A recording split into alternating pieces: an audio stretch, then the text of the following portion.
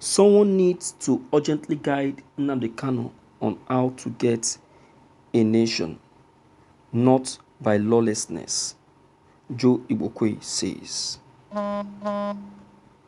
The IPOB leader Nnamdi Kanu and his newly formed Eastern Security Network is agitating for a Republic of Biafra.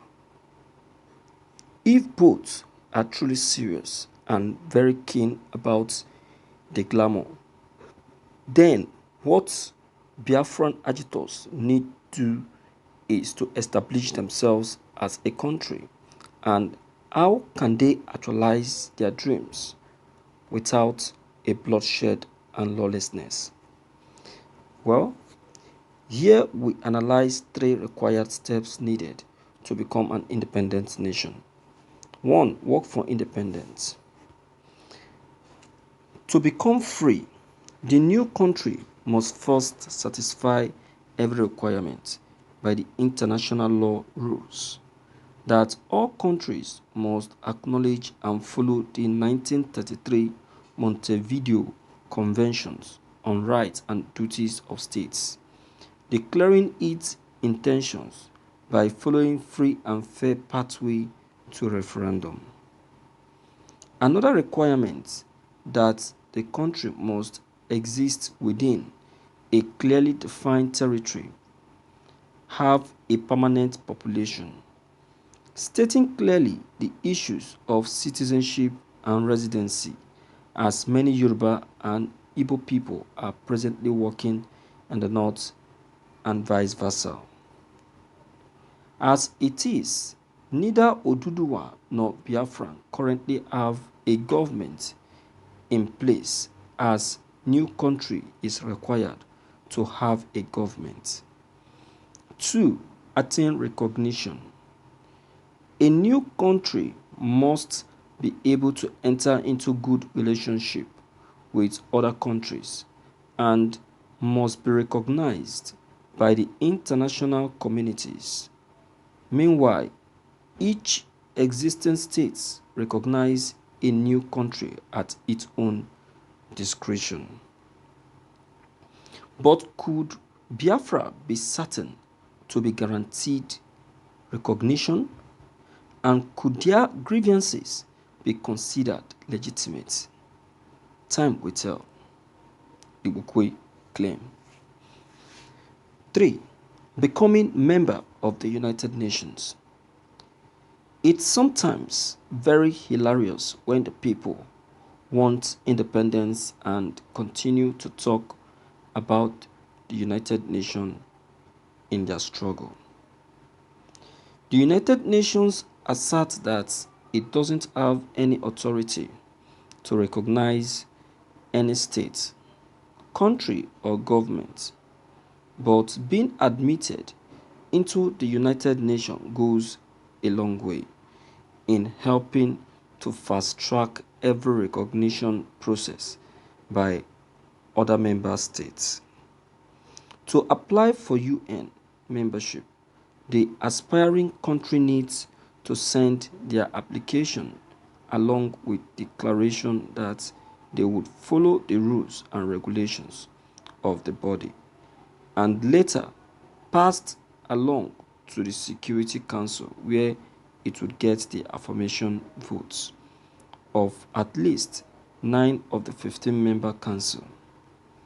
If any of the council's 5 permanent members, US, Russia, UK, China, and France, votes against the newly country, the application is automatically rejected, and if approved, the country would be admitted.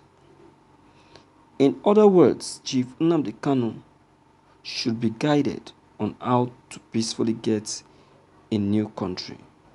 Indeed, nothing good can be achieved through lawlessness, Igbokwe claims. Thank you for listening to this news. Can you imagine? So, Nnamdi Kanu is now someone that should be taught on how to pursue a republic, on how to actualize a republic. If Nnamdi Kanu is not up and doing, and if he doesn't know the means, I don't think Biafran would have been attained up to this level. See, if we are creating steps or ideas, we should look at the person we are creating the ideas for. I'm telling you, Nnamdi Kanu is not the person that you would teach on how to pursue a republic. From my observation, I don't know of you, because I see him to know so much.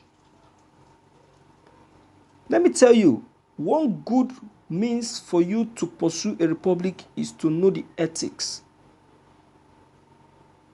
For you to know the ethics. Look at those our Igbo elders that claim to be born before the war and after the war. Look at them. None of them knows anything about the war, the Biafran war. They cannot give you the nitty-gritty of what actually led to the Biafran war.